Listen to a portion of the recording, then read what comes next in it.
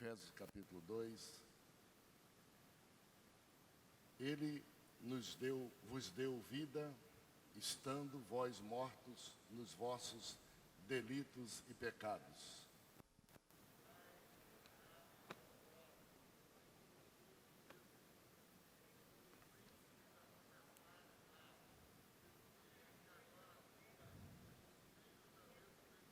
Entre os quais também todos nós andávamos outrora, segundo as inclinações da nossa carne, fazendo a vontade da carne e dos pensamentos, e éramos por natureza filhos da ira, como também os demais.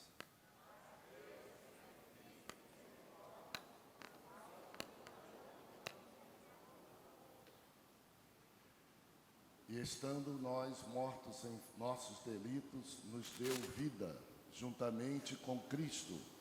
Pela graça sois salvos.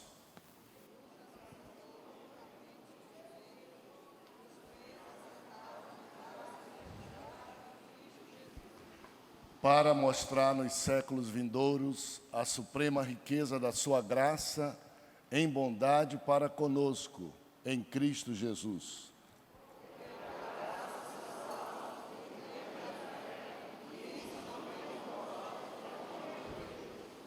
Não de obras, para que ninguém se glorie.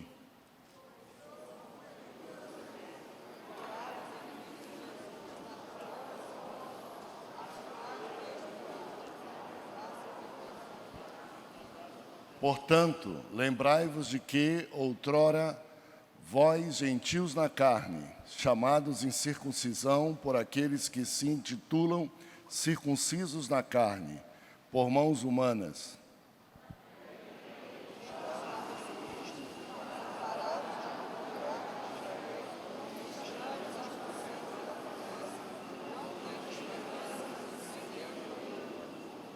mas agora, em Cristo Jesus, vós que antes estáveis longe, fostes aproximados pelo sangue de Cristo.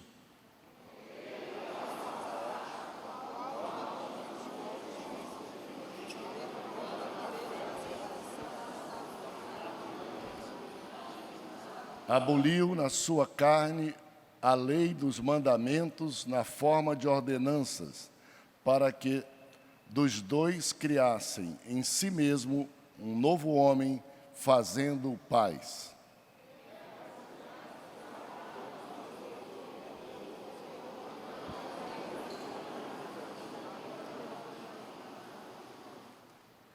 E vindo, evangelizou paz a vós outros que estavais longe, e paz também aos que estavam perto.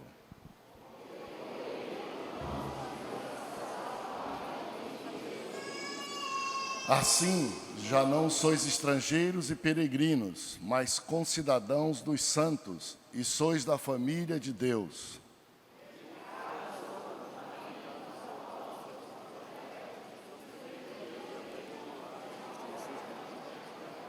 No qual todo o edifício bem ajustado cresce para santuário dedicado ao Senhor.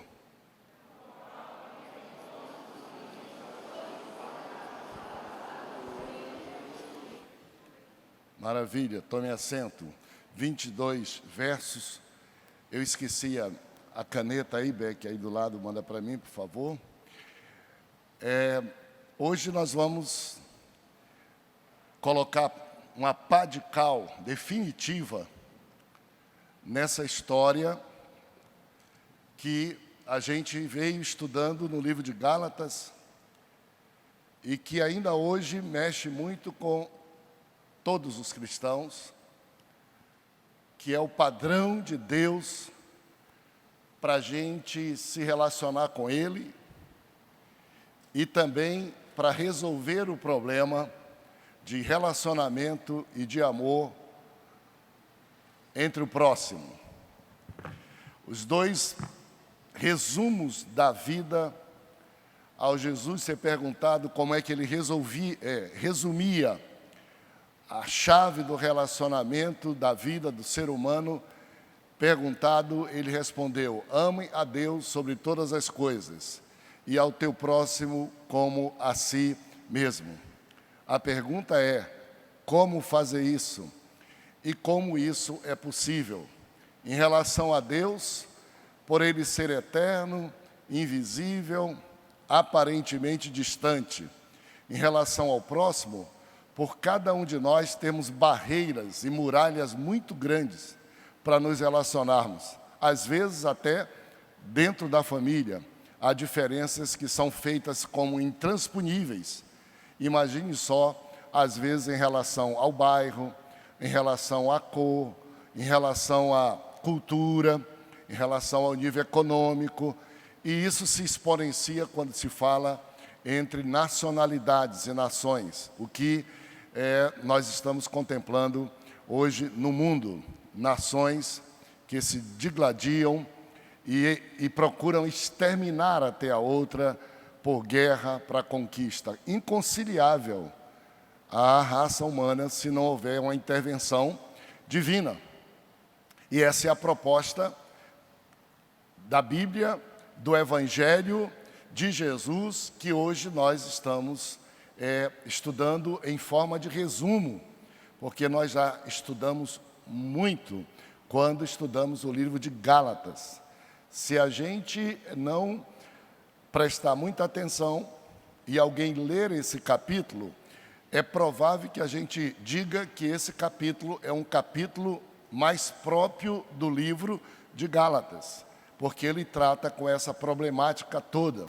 E o livro de Efésios, não, ele dá um voo em asas do Espírito, mostrando a beleza da igreja e de Cristo Jesus nas regiões celestiais, mas nesse capítulo ele volta a tratar desse assunto, embora que de modo sintético e de modo diferente. Eu espero que você continue lendo a Bíblia, vocês também continuem, os que ainda não fizeram, mas estão vindo, chegando na igreja, adquirindo o nosso guia de estudo, ainda há, aí você pode procurar, muito barato, que é nosso guia de estudo, auxílio didático, que é a nossa revista dominical. E também eu espero que você não esteja perdendo a grande chance que você tem de agora, enquanto nós estamos estudando o livro de Efésios, você fazer uma cópia manuscrita, testar, criar gosto de uma cópia manuscrita daquilo que você está lendo, daquilo que você está estudando, você documentar dizendo, eu também escrevi.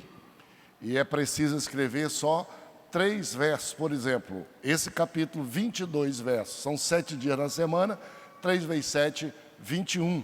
3 versozinhos, você chega ao final, como resultado, o livro todo, o livro de Efésios. Então, nós vamos realmente dar uma sepultada aqui. Paulo é sintético, ele é claro, mostrando em termos definitivos essa problemática. E nós temos nesse capítulo exatamente 3 partes principais. Uma é o que nós éramos antes de conhecer o Evangelho, o que nós somos agora que conhecemos o Evangelho e qual o propósito de Deus, através do Evangelho, em quebrar fronteiras, quebrar barreiras, quebrar muralhas, quebrar paredes que separam o ser humano para fazer com que o ser humano possa, de fato, desfrutar do seu potencial, que esse potencial ele só existe quando a gente pode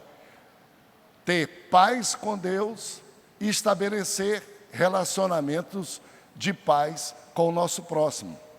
Se nós não conseguirmos fazer isso no maior ciclo possível, como é que viveremos? Como é que um ser humano vive sem que ele tenha nenhuma noção do que é, para que existe, quem ele fez, a quem recorrer, qual o seu destino e qual a sua missão? É uma angústia louca. Paulo, inclusive, diz assim, se a gente não crê em Cristo, não crê em Deus, não crê em nada, comamos e bebamos, que amanhã morreremos. Somos objetos. E é isso que fazem algumas pessoas que a gente vê aí com a vida. Não tem esperança, como nós vamos ver aqui, não tem Deus no coração, elas se desvalorizam a ponto de dizer, para mim, um copo de cachaça tá bom, uma grama de cocaína tá ótimo, matar ou ser morto também, roubar ou não, não faz diferença, não tenho nem origem e não tenho destino. Então, essa é a nossa lição de hoje, que nós aqui estamos, os que têm o nosso manual, página 47, essa é a primeira página, bem simples, ó, bem organizado. Vamos logo para o nosso esboço, que sintetiza melhor, mais claro para vocês. Vamos juntos para a gente se movimentar? Vamos dizer, o assunto da nossa lição hoje é qual? Isso. Não se esqueçam que nós somos meio malucos, e como nós achamos que a gente estuda a Bíblia e não estuda a revista, a gente coloca no título da nossa lição a referência, o capítulo, e faz parte do assunto. Então, o assunto da nossa lição hoje é Efésios capítulo 2, Judeus e Gentios unidos em Cristo. Ou Efésios 2, Judeus e Gentios unidos em Cristo. Como sempre dizemos, se você esquecer a frase, não se esqueça da parte da Bíblia que você estudou. E isso é muito legal e importante. Dos 22 versículos, selecionamos um e propusemos ele como sendo o versículo-chave, o versículo áureo. Vamos ler juntos? Texto áureo. Separado da comunidade de Israel e estranho às alianças da promessa, não tendo esperança e sem Deus no mundo. 2:12. Ao sair daqui, você terá muitas lições práticas, você terá decidido muitas coisas. Quando termina a escola, o nosso estudo de escola dominical, e depois, durante a semana, eu recebo muitas mensagens de irmãos dizendo como Deus falou para cada um deles. É interessante que, de acordo com as pessoas, Deus aplica, o Espírito Santo aplica esses ensinamentos de modo maravilhoso, como hoje. De acordo com a sua necessidade, o Espírito Santo vai falar com você. Mas entre estas questões práticas, uma delas nós sugerimos. Vamos ler. Verdade prática. A igreja é um corpo indivisível e tem como fundamento único o próprio Cristo. É muito interessante esses resumos, né? Porque eles, de fato, eles pretendem resumir mesmo o que nós vamos estudar. E olhem só o que está dito aqui. A igreja é um corpo, indivisível. Portanto, não deve ser diferente, levando em conta nenhuma característica humana. É uma só, indivisível. E tem como fundamento único o próprio Cristo. Além de sermos um corpo indivisível, nós estamos sobre o fundamento, a pedra angular, que é Jesus, que é o mesmo ontem, hoje e eternamente. Por isso a porta dos infernos não prevalecem contra a igreja. E aqueles que estiverem debaixo deste guarda-chuva, desta proteção, têm também direito à mesma promessa. Observe isso que é interessante. E agora o nosso estudo propriamente dito, mortos no pecado, verso de 1 a 3, salvos pela graça, de 4 a 10, e unidos por Jesus, de 11 a 22. Muito sintético, prático, perfeito. Quem já leu esse capítulo já colocou na cabeça muito facilmente como é que ele se estrutura. Nós estávamos mortos no pecado, fomos salvos pela graça, estamos unidos por Jesus. Eu, você, nós, outros irmãos, outras nacionalidades, todos fomos unidos em Cristo Jesus, o nosso Senhor. Vamos então, nosso tópico número 1, mortos em pecado. Vamos ler o verso de número 1, o pecado mata espiritualmente, por favor.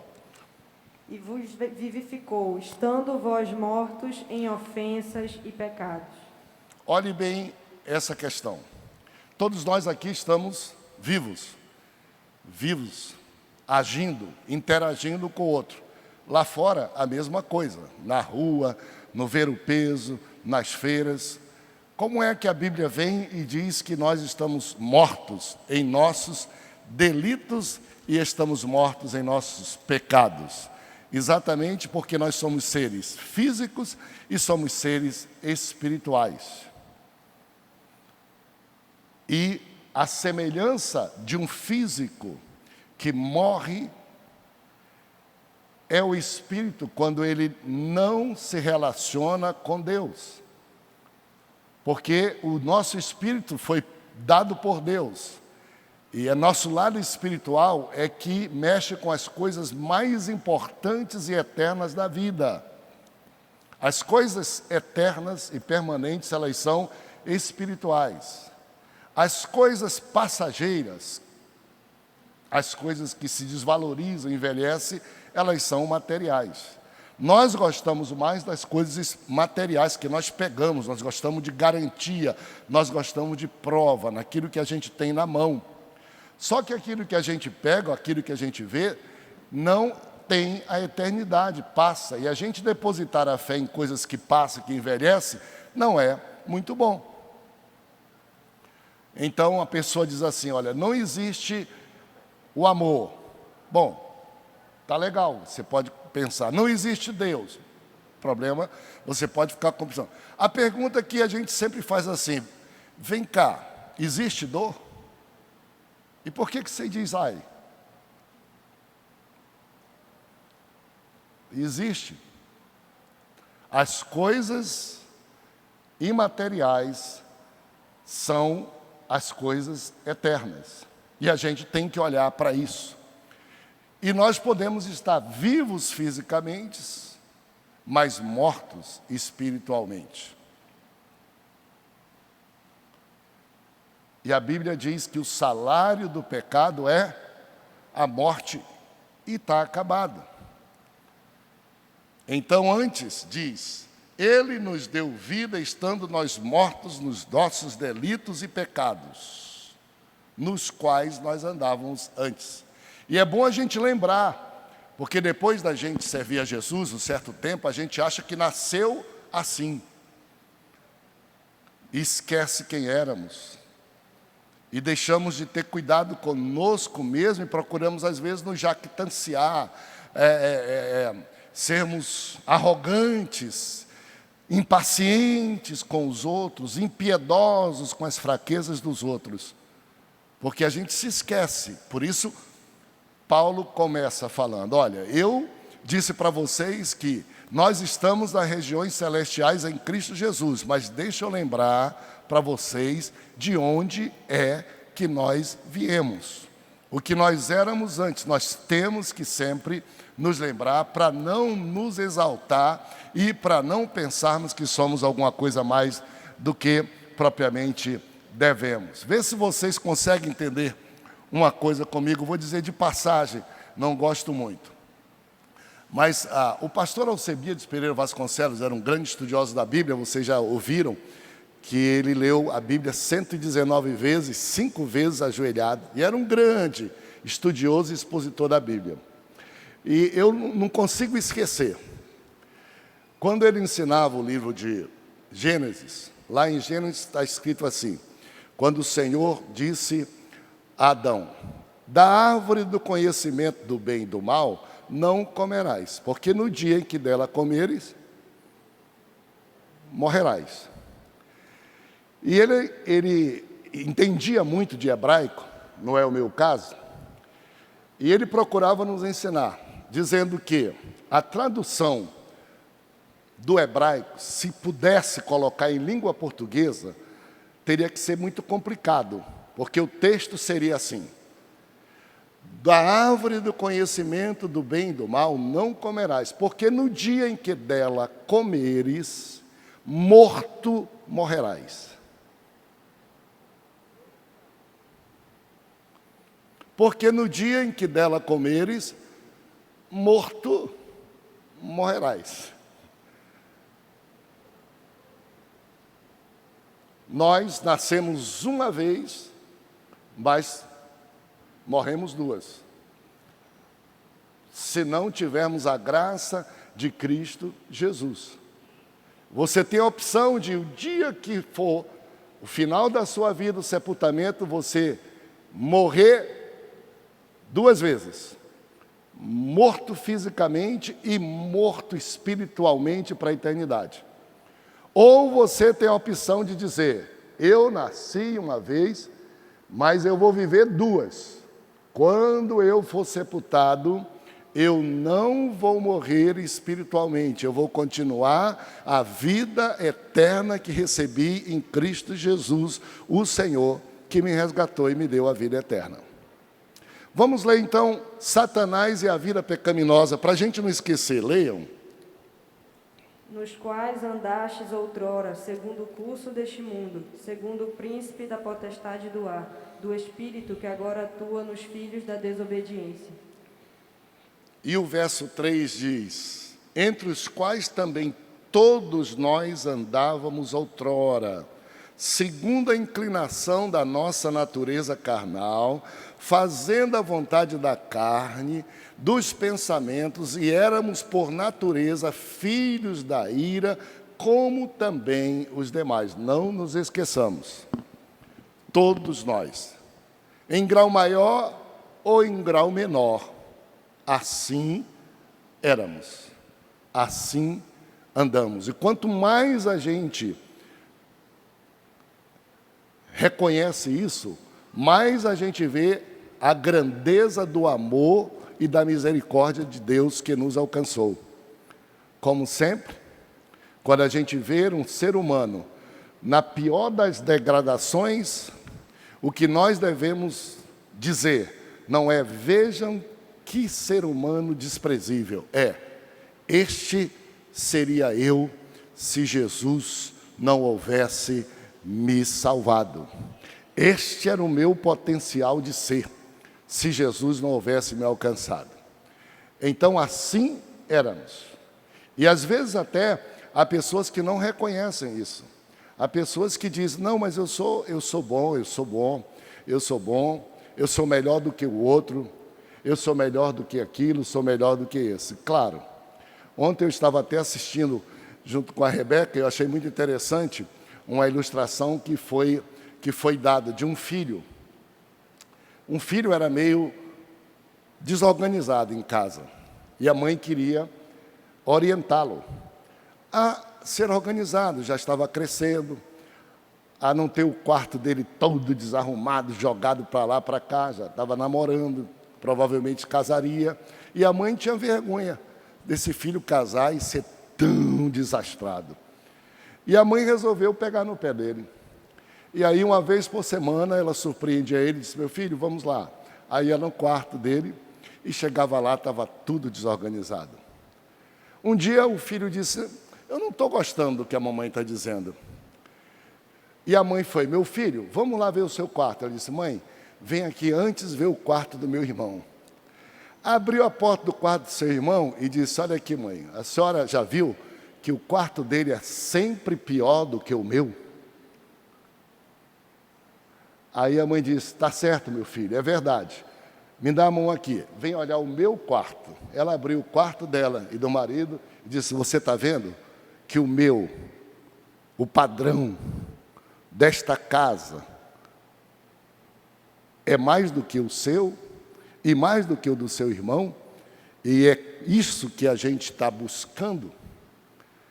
Nos serve para a gente entender mais ou menos o que nós fazemos com essa questão da vida, do pecado, de Satanás. A gente procura dizer assim, sou melhor do que o outro e isso me basta. Não.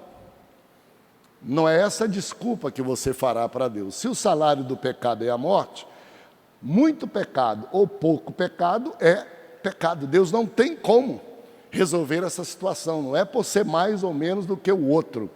Quando muito você deveria dizer assim, de ontem para hoje, eu me tornei melhor diante de Deus. Mas não comparável com A, com B, com C, porque isso não deve se ajudar ajudar você muita coisa. O pecado nos faz filho da ira, por favor. Nós já lemos até, entre os quais também nós andamos, fazendo a vontade da carne, olhe só, e filhos da ira, não tem como. A lei da semeadura e a lei da colheita. O que o homem planta, isso ele ceifará. Não há como a gente pedir de Deus. Eu não quero misericórdia de Deus, eu não acredito que Ele me amou e que me substituiu, eu vou produzir a minha salvação por mim mesmo. E aí, todos os seus atos são atos manchados pelos próprios pecados seus. Como é que você conseguirá fazer isso? Você não conseguirá, de jeito nenhum. É melhor você pedir graça, reconhecer o amor de Deus. E essa é a grande diferença entre o Evangelho de Cristo e qualquer outra proposta religiosa. Outra proposta religiosa é: as obras salvam. Outra proposta religiosa é: os santos ajudam você a ser salvo. Outra proposta religiosa é: você vai ficar se reencarnando a vida toda para pagar os seus erros, até que um dia, quem sabe, você vai ficar bom. Outra proposta é: você morre, vai para o purgatório e depende de quem fica fazendo missas ou penitências por você, para tentar comover Deus de fazer de você aquele que é. O Evangelho é diferente. A proposta do Evangelho é única. Todos nós somos pecadores igualmente, uns mais e outros menos, mas isso não faz diferença. E todos nós carecemos da graça e da misericórdia de Deus, que é o que nós vamos ver agora. Salvos pela graça, o grande amor de Deus. Quem lê para mim? Mas Deus, sendo rico em misericórdia, por causa do grande amor com que nos amou. Leia o 5 também, por favor. E estando nós mortos em nossos delitos, nos deu vida juntamente com Cristo. Pela graça sois salvos. E o verso 6. E juntamente com Ele nos ressuscitou e nos fez assentar nos lugares celestiais em Cristo Jesus. Olhe só. Mas Deus, é verdade que éramos? É. É verdade que quando a gente está no pecado, Jesus disse, os judeus chegaram para Jesus, e Jesus disseram assim: vocês, todos os que cometem pecado, são escravos do pecado. Atenção, os judeus e líderes religiosos dele disseram: alto lá, Jesus, nós não somos escravos, de jeito nenhum. E nós não somos esses pecadores, não. Nós temos por pai Abraão. E Jesus os repreendeu, dizendo: não venham argumentar diante de mim que vocês têm por pai Abraão, porque quem comete pecado é escravo do pecado. E se o Filho vos libertar, aí verdadeiramente sereis livres. Então não adianta você dizer: sou pecador pequenininho, peco menos ou peco mais. Você e eu não temos condições de resolver nossa situação em relação nem a nós mesmos, imagine em relação a Deus. Aí vem o verso de número 4. Pegue aí a sua Bíblia e leia, marque esse verso. Se eu fosse você, eu fazia assim ao ler esse verso, ó. Como quem está comendo açaí, quem gosta com açúcar, quem não gosta não vai, mais assim, ó. Para sentir o gosto. Eu sou pecador, é verdade. É verdade. Mas Deus, sendo rico em misericórdia, olha só, rico em misericórdia,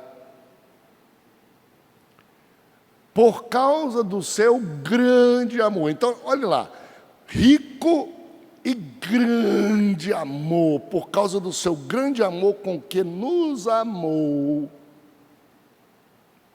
estando eu e você mortos nos nossos delitos, Ele foi, por causa da sua riqueza de misericórdia por causa do seu grande amor. E foi e nos apanhou lá na escuridão, mortos nos delitos, e nos deu vida juntamente com Ele pela sua graça. Louvado seja Deus. Passou por todas as experiências que nós passamos. Você ainda não morreu, Ele morreu por você. Ele experimentou o que existe depois. A Bíblia diz que Ele foi até o Hades, o inferno, para resgatar os que estavam cativos. Ele disse: está consumado. Quem crê em mim tem a vida eterna, não entra em condenação, já passou da morte para a vida. Você só tem a chance de querer ou não. Verso de número 8, salvos por fé. Esse é um dos textos mais citados pelos crentes, pelos descrentes e principalmente por quem evangeliza pessoalmente, quando vai conversar. É impossível não passar por esse texto. Mas antes que você leia ele, deixa eu chamar a atenção, porque para não esquecer. Mas Deus, sendo rico em misericórdia, pelo grande amor com que nos amou. Esse verso aqui é um dos versos mais parecidos com João 3,16. Porque Deus amou o mundo de tal, grande, rico, extenso. Amou o mundo de tal maneira, grande amor, segundo a riqueza da sua misericórdia. É isso que Ele fez. Vamos ler então o verso de número 8. Porque pela graça sois salvos, mediante a fé. E isto não vem de vós, é dom de Deus.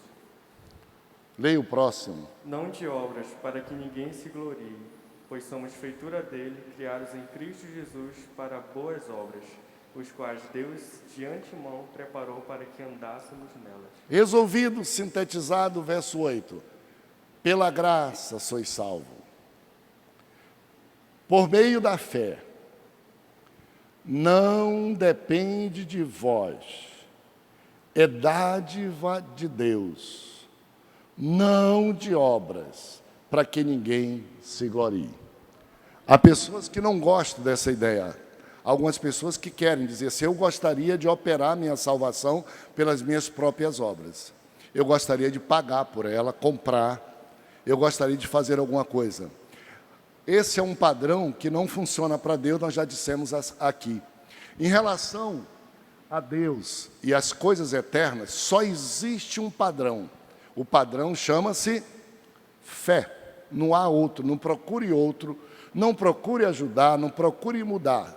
Se eu fosse dizer de modo mais comum, só a única moeda, mas eu não posso nem dizer que é moeda para você não pensar que a gente compra, porque não é sua. É a fé. Outro padrão não funciona em relação a Deus. E nós já estudamos aqui por quê. Porque a fé é a certeza das coisas que se esperam. É a convicção das coisas que não se vê. Sem fé é impossível agradar a Deus, está dito na Bíblia. Por quê? Porque é necessário que aqueles que se aproximam de Deus, atenção, creiam que Ele existe. E para crer, só se for pela fé, porque a fé é a certeza das coisas que a gente espera e a convicção da que não se vê.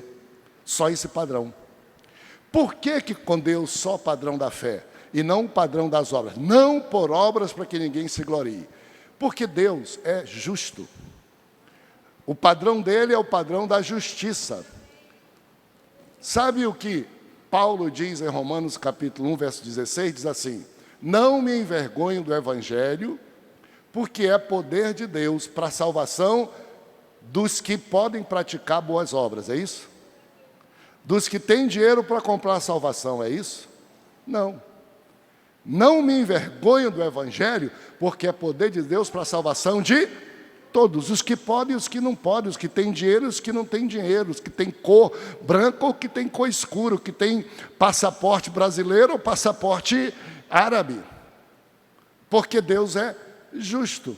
E Ele foi quem nos fez, e para Ele todo ser humano se apresenta como igual, sem nenhum mérito. Não faz acepção de pessoas. E diz o texto: não me envergonho do Evangelho, porque é poder de Deus para a salvação de todo aquele que nele crê. Atenção, primeiro do judeu, mas também do gentil, do grego, do não-judeu, do árabe, do chinês e de todo mundo. Como está escrito no verso 17: o justo viverá da fé. O padrão de Deus é a fé, porque a fé é para todos, acessível a todos, direito de todos, não é comprável. O iletrado, o indígena, o homem do interior, o homem da cidade deveria ter até mais fé. Nesse ponto, o do interior ganha até do homem da cidade, às vezes, porque o homem da cidade tem tanta coisa durante o dia, tanto dinheiro e tanto tudo, que não precisa da fé. E os outros, os indígenas, dão um show de fé, creem em Deus. O padrão é salvo pela graça, por meio da fé. E não por obras, para que ninguém se glorie. E aí nós temos um pequeno problema, que é o problema de, então, se obras não funcionam para a salvação, logo eu não preciso me preocupar de ser útil, de fazer nada, porque não serve para a salvação, então eu vou cruzar meus braços e não vou fazer nada. Eu só quero ser salvo, eu só quero, quando chegar no céu, que a porta do céu, a última pessoa, quando a porta for fechar, a porta me empurre e eu seja o último. Então eu não vou fazer absolutamente nada. Isso era um problema na igreja antiga, como é hoje na igreja também. Porque os que serviam a Deus pela lei, eles procuravam fazer boas obras para ser salvos. E eles diziam: vocês cristãos dizem que são salvos e não precisam das boas obras, e depois vocês são infrutíferos. Vocês não dão um bom testemunho, vocês não são capazes de deixar com que o mundo veja o que é que essa fé produziu. Porque Deus vê a nossa fé, mas o mundo vê o nosso testemunho. O mundo vê as nossas obras. Leia então o verso de número 10, que vocês percebem como Deus fala para Paulo nos ensinar essa questão das obras. Verso 10. Pois somos feituras dele, criados em Cristo Jesus para as boas obras, as quais Deus de antemão preparou para que andássemos nelas. Então, obras não são causas para a salvação, não contribuem para a salvação, mas obras, bom testemunho, são resultados da salvação, são frutos da salvação. E o Senhor diz assim: olha, não me venha com crédito de obras para ser salvo, porque você não é capaz de fazer nada para perdoar um dos seus pecados. Mas, não é de obras para que ninguém se glorie, mas somos feitura deles. Quem aqui crê que é criação de Deus, levante o braço para mim, senão. Quem lembra? A pessoa diz que não, diz que nós somos resultado de uma catástrofe, do Big Bang. E outro vem e diz que nós somos a evolução de uma amebazinha, unicelular, que foi se desenvolvendo. Você aí, tome cuidado, hein?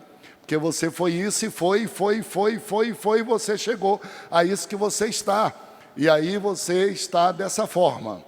A Bíblia diz que o Senhor nos fez como coroa da sua criação. Depois de tudo que Ele fez com muito cuidado, Ele disse assim: agora façamos o ser humano, o homem, conforme a nossa imagem, conforme a nossa semelhança. Nós temos Deus dentro de nós, nós somos importantes, nós somos especiais. Então, não por obras para que ninguém se glorie. Por fim, vamos então unidos em Cristo Jesus. Vamos lá, leia o verso número 12, a condição dos gentios. Naquele tempo, estáveis em Cristo, separados da comunidade de Israel e estranhos às alianças da promessa, não tendo esperança e sem Deus no mundo. Se você pegar esses primeiros versículos todos aí, e você quiser, faça uma lista dos adjetivos que são aplicados a quem não era judeu, como os judeus consideravam e olhavam para aqueles que não eram do sangue dele. Até hoje tem alguma coisinha ainda. né? Se você quiser ser muito parecido, não pode, né? A gente ama o povo judeu, a gente ama Israel e tem que amar. A Bíblia diz, ore pela paz de Jerusalém, mas tem algumas coisinhas que nós não vamos resolver e não vamos consertar. E que quando um povo semeia, ele também colhe um pouquinho. Um deles é a discriminação que o judeu praticava contra todo o resto. Eles pensavam que eles dono de tudo, que Deus só era para eles, do tamanho deles, só do jeito que Ele quisesse, que Deus era manipulado por eles, que os restos não precisavam. E olhe o tanto de adjetivo que Paulo, que era judeu, disse que os crentes judeus davam aos que não eram judeus. Olha só, lembrai-vos, verso 11, de que outrora vós gentios, primeiro, chamados da incircuncisão,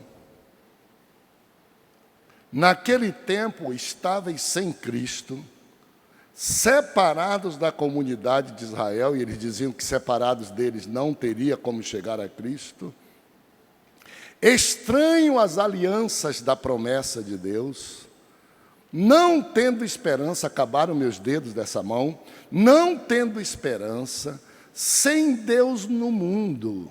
Esses são os nossos adjetivos, merecidos por nós. Se fosse pela cabeça dos judeus, de onde Jesus nasceu, e por afinidade, seriam os primeiros a proclamarem o Evangelho de Cristo para todo mundo, e essa era a missão que eles tinham,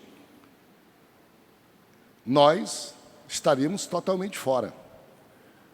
E para começarmos a ter esperança, para começarmos a participar das promessas das alianças de Deus, a gente tinha que primeiro, quando nascer, ao 8º dia, circuncidar. Guardar o sábado, desde as 18 horas de sexta até as 18 horas do sábado.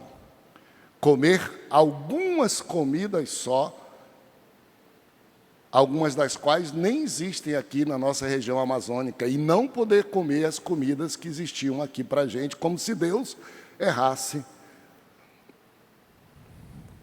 em alguma coisa. Então, nós tínhamos uma condição terrível. A palavra gentil, escutem bem, a palavra gentil, e também na Bíblia, é usado o sinônimo grego, quando fala gentil grego, porque naquele tempo imperava, mandava no mundo o império grego. E os judeus se sentiam tão importante que ele dizia todos os gregos, todos os gentios. A palavra gentil quer dizer pagão. Pagão quer dizer desmerecedores, segunda categoria, impuros e imundos. Dentro da própria Bíblia se dizia que quando alguém pecasse, Jesus foi ensinando e usou a linguagem deles e disse assim, quando pecar, vai lá e fala com ele. Se ele se arrepender, está resolvido. Se não, leva uma testemunha, conversa com ele. Se ele se arrepender, está resolvido. Se não, traz a igreja. E se trazendo a igreja, ainda assim não se arrepender, considera como publicano, pecador, gentil ou grego, estranho, separado, estigmatizado. Imaginem só, estigmatizado. Então não era tão simples. Era realmente uma condição muito ruim, que ainda que a gente quisesse ser crente, dizia, eu não vou ser crente, eu não vou querer o Evangelho só porque quem diz que manda nesse Evangelho é quem me desrespeita, quem me discrimina, quem me manda embora, quem não tem nenhum sentido. Por que eu quero ser como eles? Não quero. É um erro, inclusive, que nós como igreja às vezes cometemos. Às vezes cometemos. Alguns crentes mais ainda. Quando eu digo igreja toda, eu generalizo, mas às vezes os crentes. Tem crente que a porta do céu é larga demais E quando ele vai falar o evangelho, ele estreita a porta do céu para a pessoa não entrar, porque ele diz, só vai entrar lá quem... Aí bota as regras que Deus não colocou. Eu sempre digo, basta a nossa igreja e ao crente ser da dimensão de Jesus e a dimensão do céu. Eu quero ser como ele, nada mais do que isso. Nenhuma imposição a mais. Eu não posso ser mais santo do que Jesus e a igreja não pode ser melhor do que o céu. Se eu não posso ser mais santo do que ele e a igreja não pode ser melhor do que o céu, você não pode? Então, viva na graça de Jesus, aproveite a graça de Jesus, não para pecar, mas para se sentir abençoado e feliz. A salvação dos gentios, estamos terminando, leia o 13. Mas agora, em Cristo Jesus, vós que antes estavais longe, fostes aproximados pelo sangue de Cristo. Agora, resolvida a parada.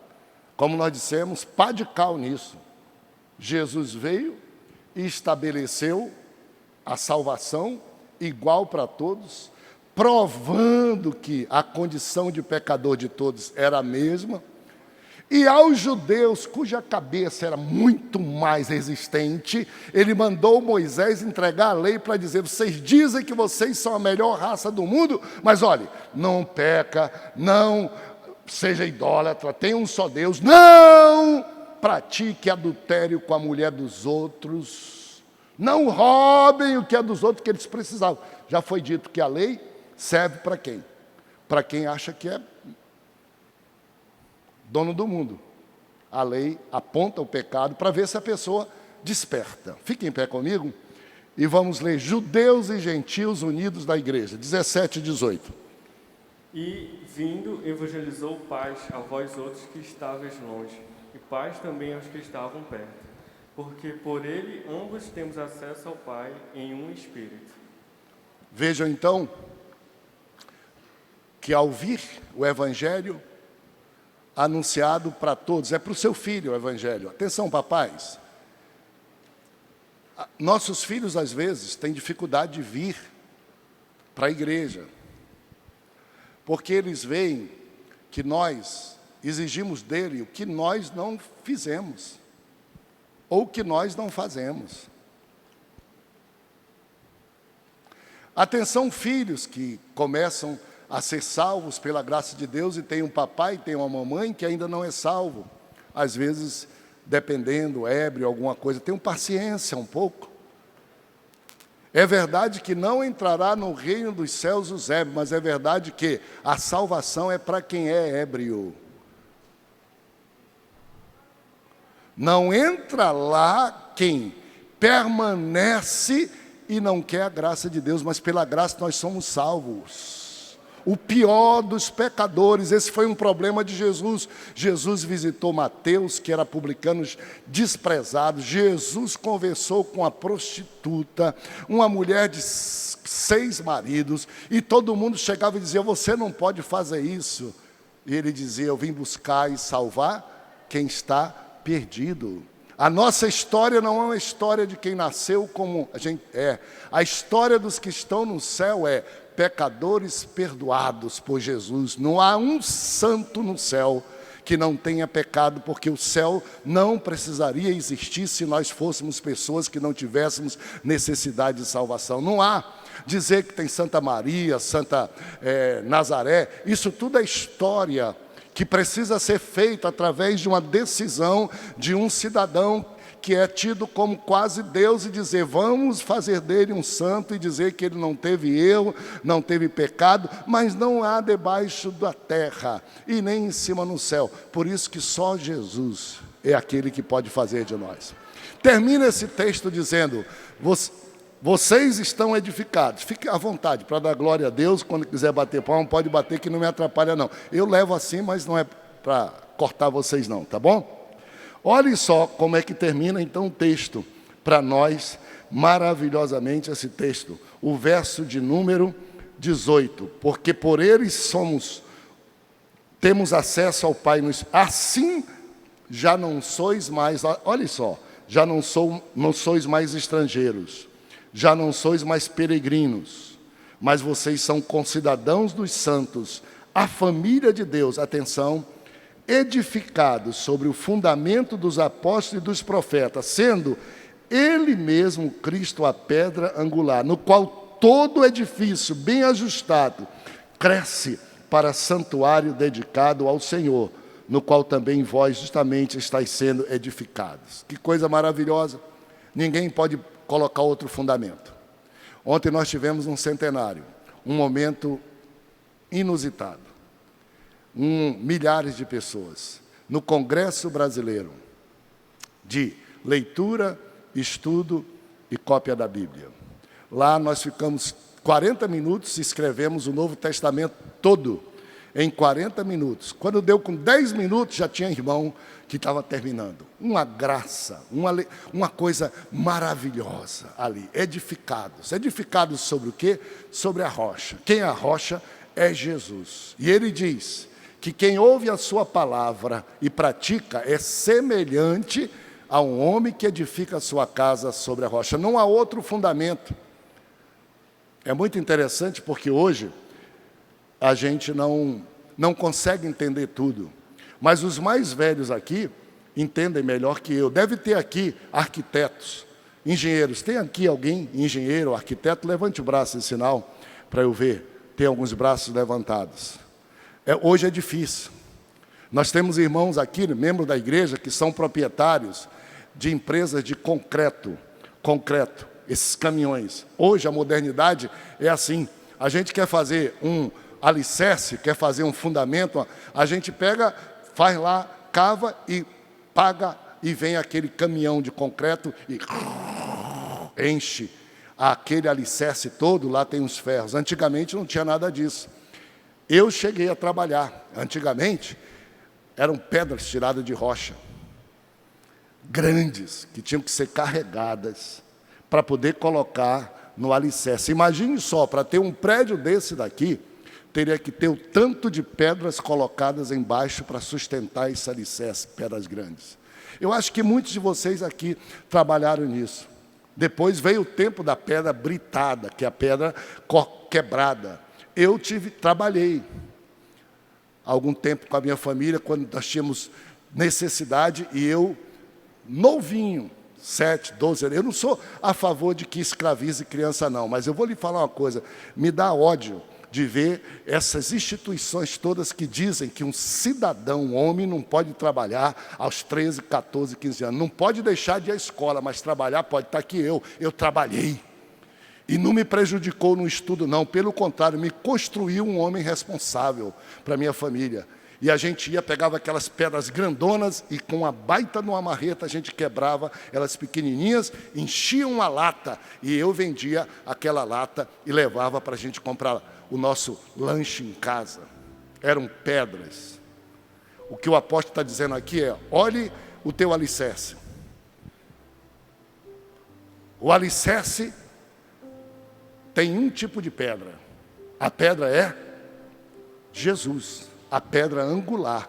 Depois que o alicerce com a pedra chamada Jesus, ele é a pedra angular, quer dizer, a pedra que define. Os arquitetos que estão aqui, que não me enganem, quando vai marcar um prédio desse aqui, a primeira coisa que fazem, sabe qual é? O nome eu esqueci agora, mas o nome é esquadrejar o prédio. O cara vai lá naquela esquina e começa dali a abrir um ângulozinho reto e marca, porque senão o prédio fica todo torto, fica todo errado. A primeira marcação define toda a ordem do prédio.